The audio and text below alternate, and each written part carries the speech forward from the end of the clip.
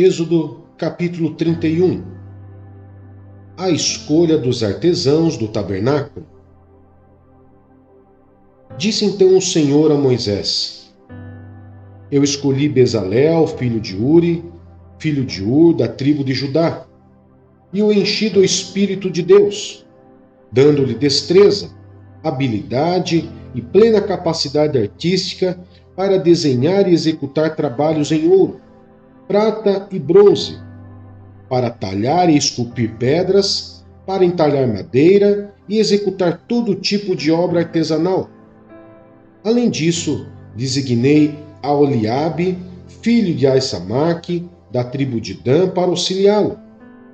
Também capacitei todos os artesãos para que executem tudo o que eu lhe ordenei: a tenda do encontro, a arca da aliança e a tampa que está sobre ela, e todos os outros utensílios da tenda, a mesa com seus utensílios, o candelabro de ouro puro e os seus utensílios, o altar de incenso, o altar do holocausto com os seus utensílios, a bacia com a sua base, as vestes litúrgicas, tanto as vestes sagradas de Arão, o sacerdote, como as vestes para os seus filhos, quando servirem como sacerdotes, e o óleo para as unções, e o incenso aromático para o lugar santo. Tudo deve ser feito exatamente como eu lhe ordenei. O dia de sábado. Disse ainda o Senhor a Moisés: Diga aos israelitas que guardem os meus sábados. Isso será um sinal entre mim e vocês, geração após geração, a fim de que saibam que eu sou o Senhor que os santifica. Guardem o sábado, pois para vocês é santo. Aquele que o profanar terá que ser executado. Quem fizer algum trabalho neste dia será eliminado do meio do seu povo. Em 6 dias qualquer trabalho poderá ser feito, mas o 7º dia é o sábado, o dia de descanso consagrado ao Senhor. Quem fizer algum trabalho no sábado terá que ser executado. Os israelitas terão que guardar o sábado, eles e seus descendentes, como uma aliança perpétua.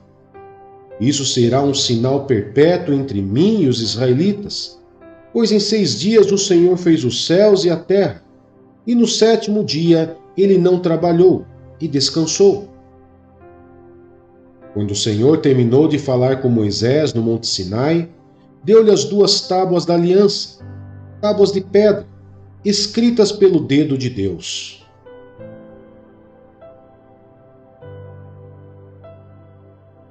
João, capítulo 10. O pastor e o seu rebanho. Eu lhes asseguro que aquele que não entra no aprisco das ovelhas pela porta, mas sobe por outro lugar, é ladrão e assaltante. Aquele que entra pela porta é o pastor das ovelhas. O porteiro abre-lhe a porta e as ovelhas ouvem a sua voz. Ele chama as suas ovelhas pelo nome e as leva para fora.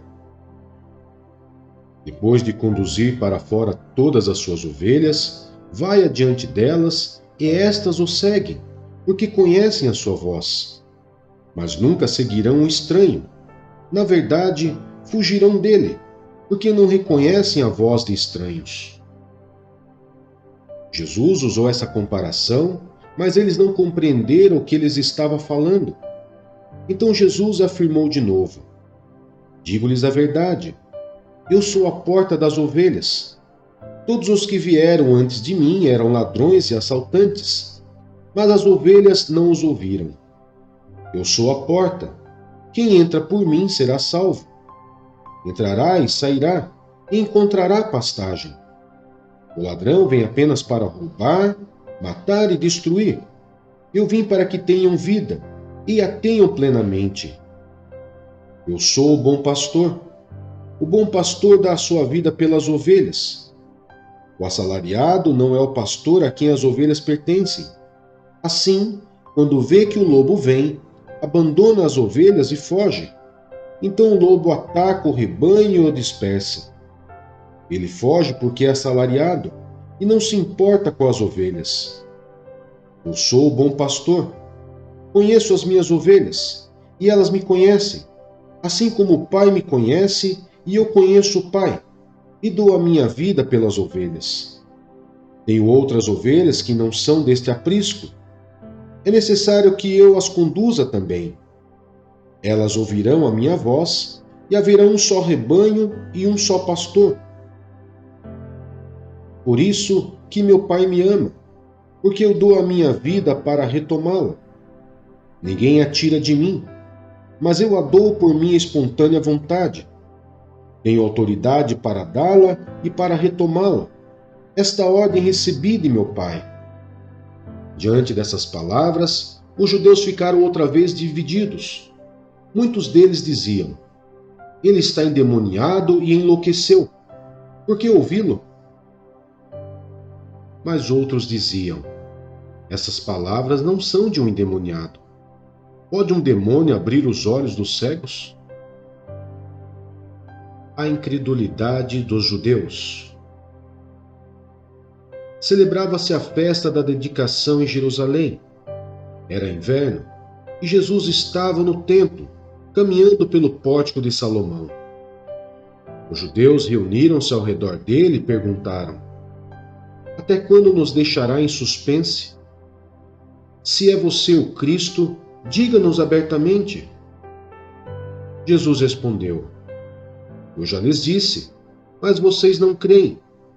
As obras que eu realizo em nome de meu Pai falam por mim, mas vocês não creem, porque não são minhas ovelhas.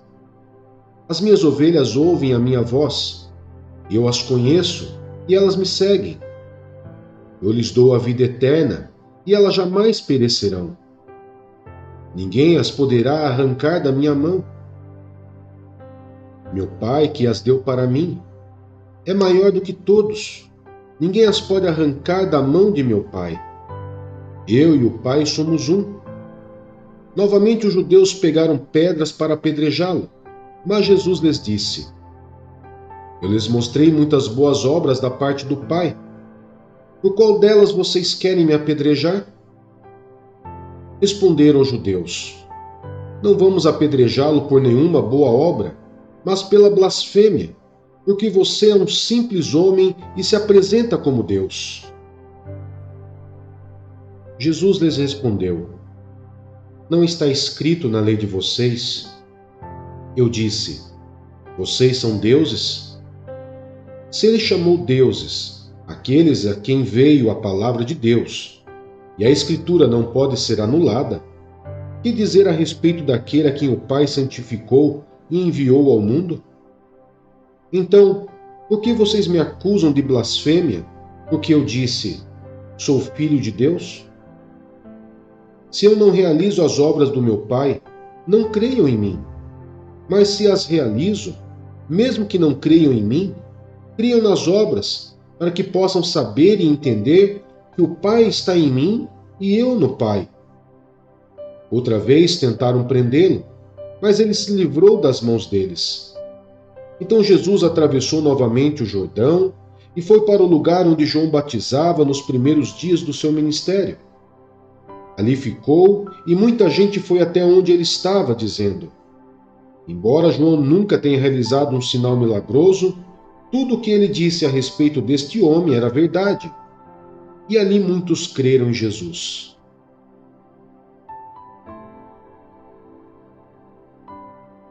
Provérbios, capítulo 7.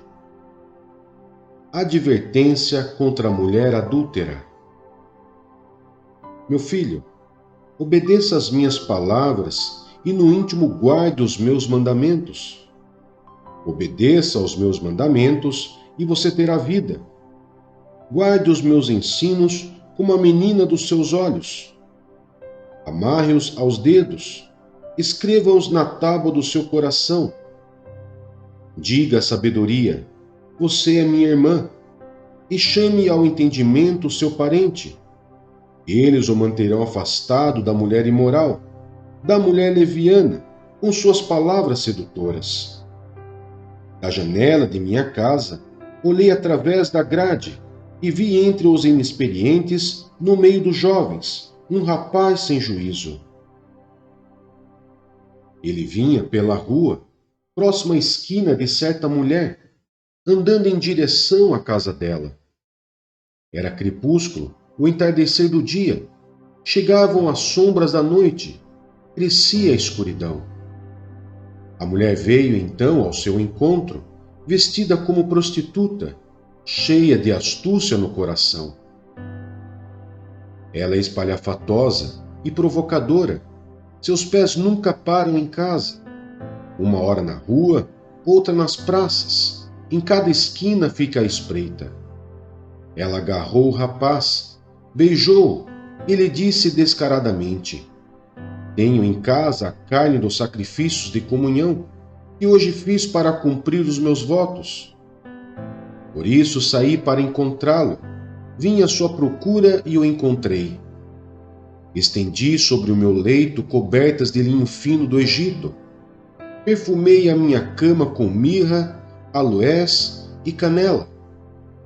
Venha, vamos embriagar-nos de carícias até o amanhecer. Gozemos as delícias do amor. Pois o meu marido não está em casa. Partiu para uma longa viagem. Levou uma bolsa cheia de prata e não voltará antes da lua cheia. Com a sedução das palavras o persuadiu e o atraiu com o dulçor dos lábios. Imediatamente ele a seguiu, como boi levado ao matadouro, ou como cervo que vai cair no laço até que uma flecha lhe atravesse o fígado, ou como pássaro que salta para dentro do alçapão, sem saber que isso lhe custará a vida. Então, meu filho, ouça-me, dê atenção às minhas palavras, não deixe que o seu coração se volte para os caminhos dela, nem se perca em tais veredas. Muitas foram as suas vítimas, os que matou são uma grande multidão. A casa dela é um caminho que desce para a sepultura, para as moradas da morte.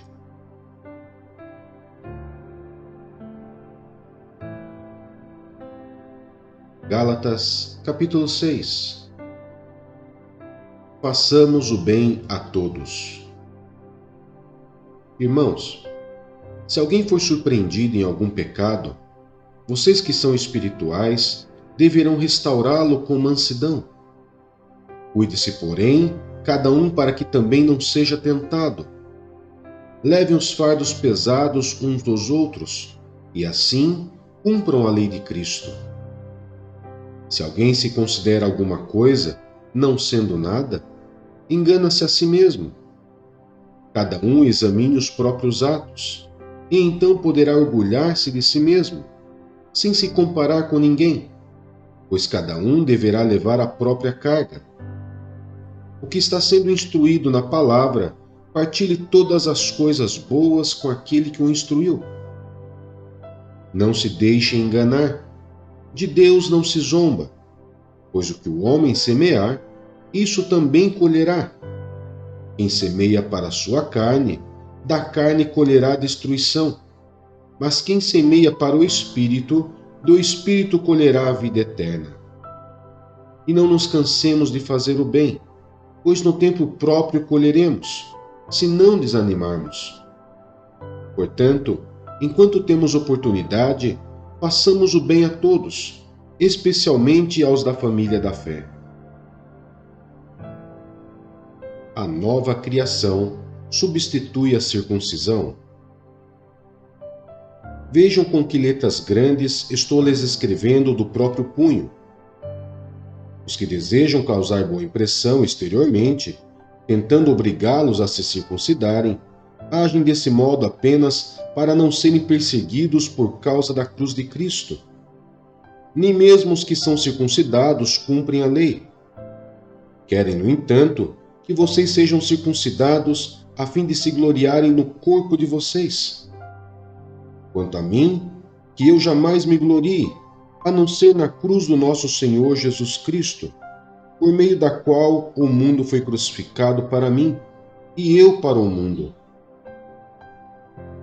De nada vale ser circuncidado ou não. O que importa é ser uma nova criação.